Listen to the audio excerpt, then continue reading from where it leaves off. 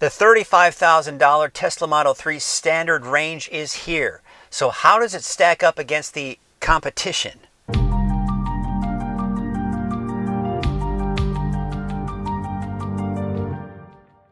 Boy, there's been a lot of news in Tesla over the last week. The big announcement of the Tesla Model 3 standard $35,000 car is finally being released.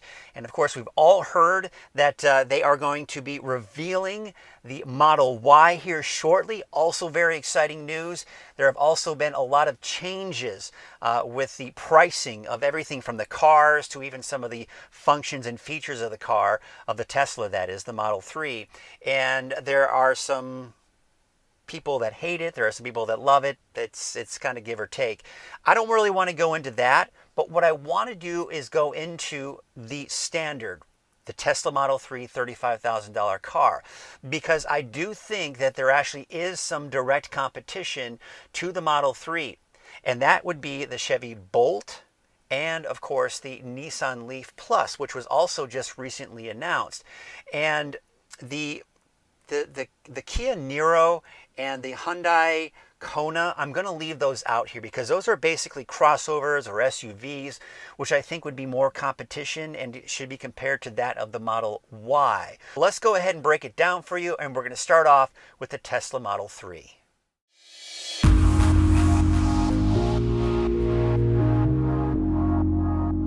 So here is a look at all of the Tesla Model 3s that are available. And it goes from left to right. Of course, the left is the most expensive, and to the right is the least expensive. So let's start with the right. And you can see the standard range, rear-wheel drive with no options, $35,000. That gets 220-mile range, 130-mile top speed.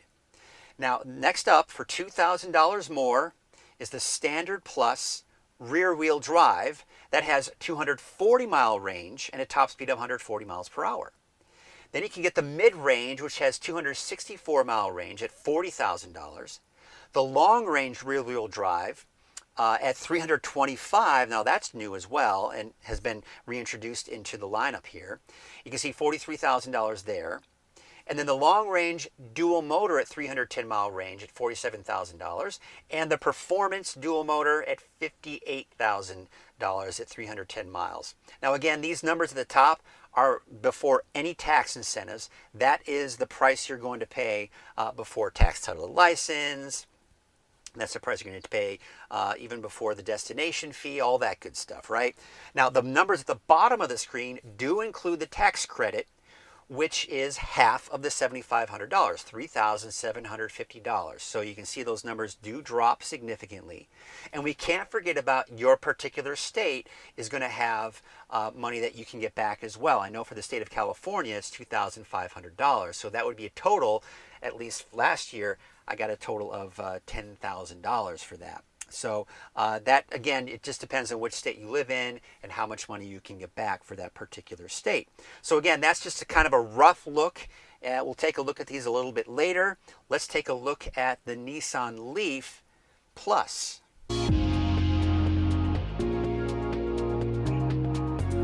Here's a look at the Nissan Leaf Plus. Now, it has three different packages here. You've got the S Plus, which is a 62 kilowatt battery, and they are rated at 226 miles, their batteries. Now, here's what's interesting about the tiers as you start going up in price. You don't change the range at all. The battery size stays the same. The amount of range stays the same at 226 miles estimated range. So really what the difference is when you look at these different tiers is that the S Plus is $36,550, and that's your base, right? That's with a quick charge port, Nissan Connect 8-inch touchscreen, intelligent forward collision warning, and there are other features in there as well. Cloth seats is what it's got. Then you go up to the SV Plus, and that is the same range, again, as I was mentioning, at $38,510. Now, it has all the same things as the S, but it has a door-to-door navigation, not exactly sure what that means, with satellite imagery, software and map updates over Wi-Fi, which is kind of cool. It has Nissan Connect EV series with start, charge, and climate control. Has hands-free text messaging assistant. 17 by 6.5 machine finished aluminum alloy wheels and leather wrapped steering wheel. Then for $42,550, it's same size battery again. Keep that in mind. It's got the Pro Pilot, which is basically like traffic aware cruise control with steering. Automatic emergency braking with pedestrian detection, blind spot warning, intelligent around view monitor, leather appointed seats. So now you're up to leather seats at that point, and it has a premium sound system with the Bose energy efficient series premium audio system with 7 speakers. And I will say, as someone who's had that in my 2013 Nissan Leaf, it's actually a pretty decent sounding system. I was very impressed with that. But again, those numbers that you see are before those tax incentives. So you can see that when you take the full tax credit, now again, they get the full $7,500 tax credit. So that is one advantage that has over the Tesla. So the S has, after the tax credit, is a little over $29,000. The SV Plus is a little over $31,000. And the SL Plus, after the federal tax credit, is a little over $35,000. So that's a look, just kind of a brief look at the Nissan Leaf Plus. Now let's take a look at the Chevy Bolt.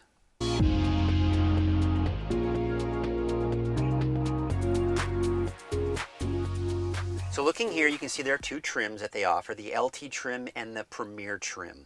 And there's actually another big price difference between the two. And of the 3, kind of the lowest tiers, it actually has the highest range at 238 miles. Now, we can't forget about the Tesla Model 3 Standard Plus, which actually has 240 miles. So it's about the same there. So that has, does not. Now, here's what's interesting about the Chevy Bolt. It does not include DC fast charging. So what I did is I adjusted these prices to include that, because really honestly, you've got to have that. So with the fast charging, it comes out to $38,245. Again, that's before incentives. And for the Premier trim, it comes out to $42,645. Now you can see after the tax credit, which the Chevy Bolt also gets the full federal tax credit. So after the tax credit, it drops down to $30,745, and for the Premier trim, it drops down to $35,145. So you can see all the different features that are in there, but one of the things that the Bolt does not have is it does not have, as far from what I understand, it does not have anything comparable to, say, driving or steering the car for you, and I don't believe it even has any kind of like traffic aware cruise control. So it doesn't have that type of technology or that type of advanced technology included in any of these trims here. So that's something to kind of take into account as well. So again, this is just kind of a quick look at all 3 of the different models, the Tesla Model 3, the Nissan Leaf, and of course what you're looking at here, the Chevy Bolt. So that's a quick rundown of the different prices of the 3 different models, or the 3 different cars. And a couple of things to mention is the fact that, yes, the Chevy Bolt and the Nissan Leaf both have an advantage over the Tesla. That is, they get the full federal tax rebate or credit. The Tesla Model 3 has been slashed in half and will stay that way through the end of June, and then that will drop down to a little over $1,800 starting July 1st until it eventually just completely phases out. As far as the Bolt and the Nissan Leaf are concerned, those are expected to stay at that $7,500 range as far as people can see. It just depends on when they do reach that limit. But when we look at the different price ranges, all right, so let's kind of break it down again. So we're just looking at the standard range Model 3. After its tax credit, it's $31,000, a little over $31,000. For the S Plus, it's $29,000. Again, we're just looking at the lowest range here. And for the LT trim, it's $30,000. So when you compare the 3 of the bottom tiers of all three cars, they were around $30,000, give or take. So really there's not much of a difference in price there. And they all have kind of the bare minimum, right? Cloth seats, not a lot of extras in there. So when you compare that, it actually all looks pretty good as far as the prices are concerned. They all have about the same range as well. Now, when you bump it up a trim, let's take a look at, for example, the Tesla Model 3 Standard Plus. Now that has a few extras in there, right? It's got a little bit more extra range at 240 miles, and it's got the partial premium interior with the vegan leather seats. It's got the heated front seat, for example. So it's got a few other things in there. When you look at the Chevy Bolt, and that's at $33,000. When you look at the Chevy Bolt Premier trim, that has a lot more, right? It's got the leather seats, it's got other things in there as well. That's at $35,000. Now with the Nissan, it's got two more tiers on top of that. So you've got the SV Plus, which brings it up to $31,000, and you've got the SL Plus, which brings it up to $35,000. And it's not until you get to the SL Plus that you get the Pro Pilot, which is pretty close to that of the Tesla Model 3 or the Tesla autopilot feature. That would be the traffic aware cruise control, the automatic steering, and upon putting on the turn signal, it will change lanes for you as well. Now, I don't think the Pro Pilot will change lanes for you. You actually have to do that yourself. So, but again, it's kind of the same type of idea, the same concept. So for $35,000, you can have a autopilot type feature in the Nissan. For $33,000, you don't get that autopilot feature. However, tack on an extra $3,000, now it's up to $36,250, and again, you're getting comparable to that of the Nissan Plus. So really, when you look at the lowest tiers to the highest tiers, at least for the Tesla Model 3 going up to the Standard Plus, all in all, what we're looking at here are prices that really aren't that far off from one another when we're comparing all three cars.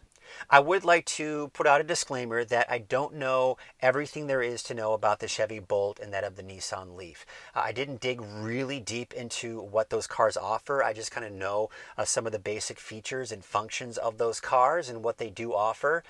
So again, that's something you're probably going to want to research and really dig deep and look at what each car offers and really compare if you're really having a difficult time making that decision, because again, we're talking $1,000 or $2,000, and that can make a big difference when it comes to financing a car, for example, I think for some people. So I get that and I totally understand that. So again, just a full disclaimer, I don't know everything there is to know about the Nissan Leaf Plus or that of the Chevy Bolt as well.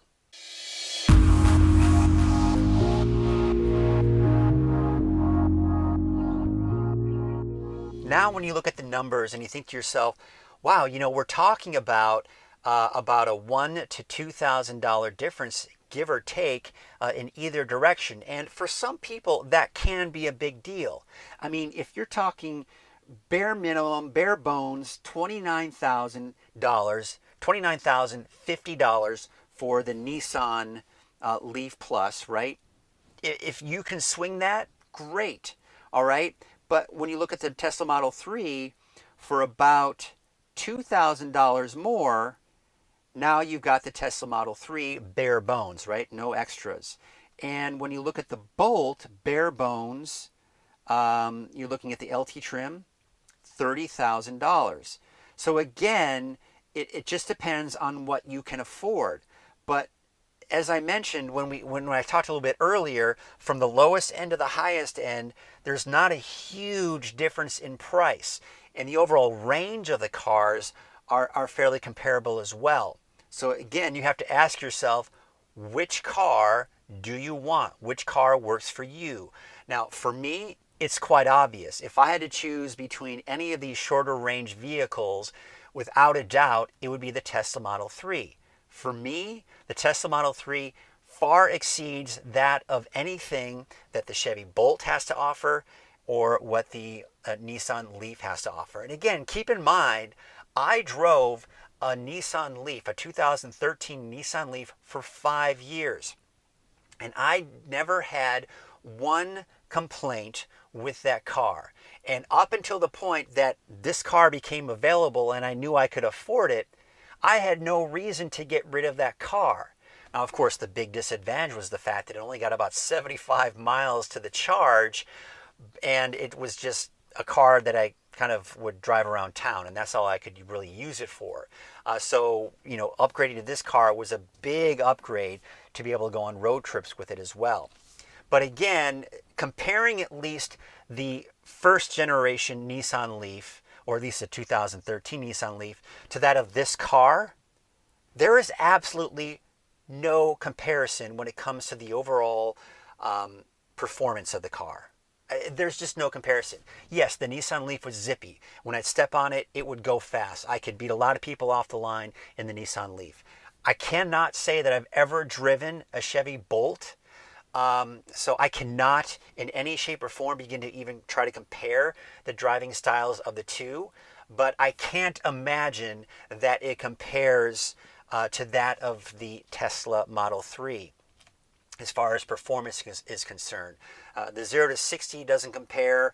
The overall tightness around the corners probably doesn't compare as well.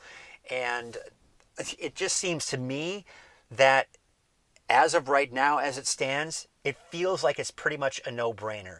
Even though you can get the full federal tax credit for both the Chevy Bolt and the Nissan Leaf, and you only can get half of the tax credit for the Tesla Model 3, it's still comparable. It's still not that much of a difference in price.